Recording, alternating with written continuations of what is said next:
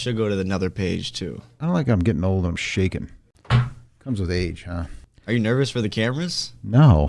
Hey, everybody. Welcome back to Immortals, Inc. What do we call this now, Mikey? I don't know. I think, like, Immortals Inc. What should we call it? We don't have an official name. It was a podcast, but that was It's something always else. like, hey, everybody, my name is Carlos, Immortals Inc.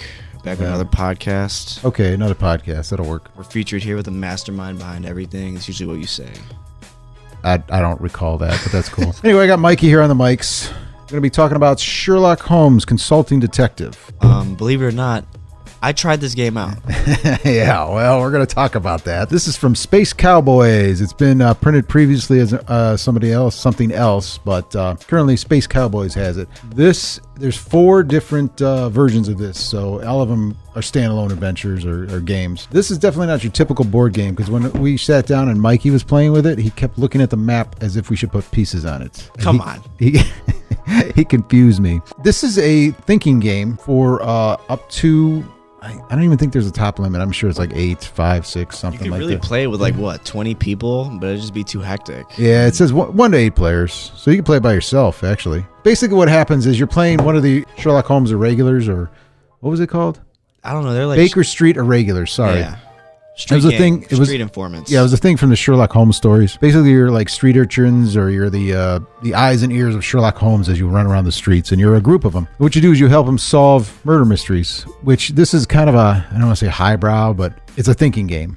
So what happens is it reads you the case, it tells you the initial case, like the very start of the movie where, this guy was murdered and he was here, and here are the possible suspects. And what happens is you should definitely take notes, as we learned, correct? Yeah, it's like a 5-minute audio log of just talking and information. I think like the first sentence gives something away. Yeah, so you have to read into everything. So everything in there is a clue. And what happens is you have a map of London, and then it gives you a bunch of clues, and then there's a directory that you pick up. And if you say, hey, I want to go talk to John Smith, you look up where John Smith would be, and you go there, and it might say he's at the bar. So you go there. And then you go to the case book, which is a thinner book, but it has like all the locations. If you go there and there's a entry for that location, almost like Pick a Path Adventures. You ever play that when you were a kid?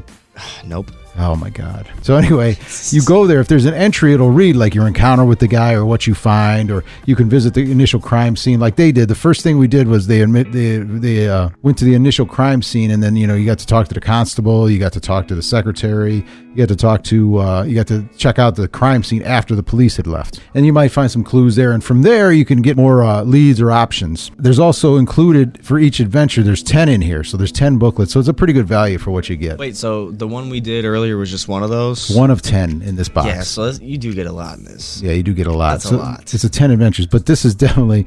We're playing with Mikey, who you're, 19? 19 years old. Don't give that away, though. Come on. Oh, sorry. Too late. And then... Too late. It was all the employees, so it seemed like some of them... This is like obviously a sit-down thinking game where you have to listen. It's not an action game or something fun where you throw dice and you slap down cards and you're screaming at each other. It's a thinking game, so you have to pay attention, take some notes, and work it out together. It's definitely an evening. It's not a quick game. Would you say? No, it's not. Yeah, it's not. It would be an evening. So each booklet is probably an evening's worth of fun. It's a couples game. Like, say 2 or 3 couples could sit around and play this for an evening. Have dinner and wine and red talk wine. about it. Yeah, I wouldn't get too drunk, because then you got to think. I thought that I had it solved the first 10 minutes. No, he's just... He looked at the map where they went, and he didn't know why they went there. Then he's like, it's got to be the people across the street. So he's like, where's this? Where's this? Where's this? And I'm like, there's no entry for it. So I had to show him. I went to where the man was murdered. I looked across the street. I seen that it was something that had to do with the map. Has nothing to do with the map. In conclusion. That's how it went. Just because it has a number doesn't mean it does, has anything to do with it. It's very complicated. So that location, I don't know if you know, but if that location it's marked, that could be one of the other 9 cases. So it might not have anything to do with this case. It's just the markings on the map. It's kind of just like an aesthetic, like a pleasing, an aesthetic. But the map is the setting for all 10 cases. Yes, it's London. 1888. Sherlock Holmes, not Jack the Ripper. I kept trying to mention to him, Jack the Ripper's on the loose right now. So after you go through the case and you go to so many places, like you follow so many leads. And once you think as a group or as a player, you have the person who murdered, You say, okay, this is who we think it is. And what happens is at the end of each booklet is a sealed envelope, and you pop it open and you see what the actual solution was. It also tells you how many leads Sherlock Holmes would have followed to solve the case. So what happens is you compare yourself against him. So if you took 10 moves, 10 leads to solve the case, Sherlock Holmes might have done it in 5. So that was pretty bad. That's like a beginner's. But you might be better. You might solve something in 1 or 2 leads.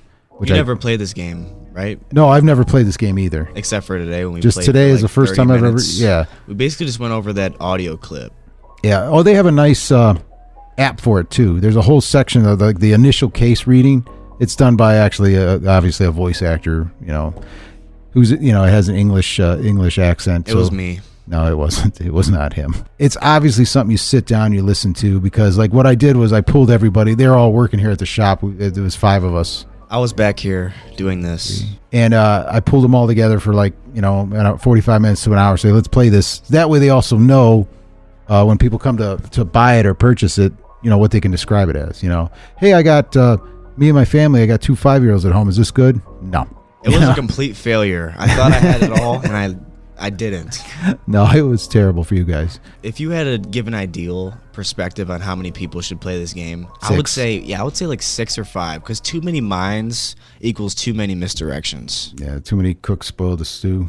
Yeah, because need someone like me on the team. I had it. Yeah, the random person. Yeah. He would probably be the guy who gets arrested. I'll be the guy who gets arrested and then beaten in an alleyway, and then they have to figure out who did that. Yeah, you can be the victim. You could be Mr. X. It's pretty good. It's a pretty good game. It's definitely more of a mature game. We have it here? Yeah, we have all of it. We have all 4 versions of this in stock. So if you buy all 4, that's 40 cases you can solve. That's like 40 nights of adventure. Yeah, that's a lot of time. Yeah, I could see this leading to a lot of arguments, though. Probably divorces, too. No, maybe. Even after the initial entry or opening, you guys were arguing already on who did it and what your theories were. And then it was like a period. You didn't guys do any investigative work. You were like, it was the mistress. She did it. I'm like, well, you read one sentence. You just found out she had a mistress. Very disappointing. But it's probably rewarding when you actually figure it out. Yeah, but it's good. It's good. It's very good. It's a nice setting. So give it a try if you want to have a little party game or to get together at night. And like I said, it's more mature. It deals with murder, and it deals with. There's no board game. There's no pieces to move. It's all cerebral. Oh yeah, remember the last game we did? I forgot the name. Forgive me, but it's the Jack the Ripper game. Letters of Whitechapel. Yes, Letters from Whitechapel. Were those the same creators of this game, or no? No. This game's way older than that. This has been around. Actually, I think the original creator might have been Japanese or. Totally wrong on that. So Totally wrong. But this has been around for a long time. But like I said, it's good for mature audiences. Good for an evening. One booklet will get you an evening, so it's worth the money. I think it runs for what? I can't even remember, like $40-50. Immortalsinc.com. Links in the description if you want to just go right to it. Yeah, you can purchase. Come on in, buy it, do whatever you need to do. All right, guys. Till next time. Thanks a lot. Peace out. Can you smash that sub button real quick? Can you point to the sub button? Can you smash that sub button? Hey, we forgot to put this in, so it's probably going to be at the beginning. Subscribe, like, so we can build this and keep moving, get more people, get some cool things going on. Potentially.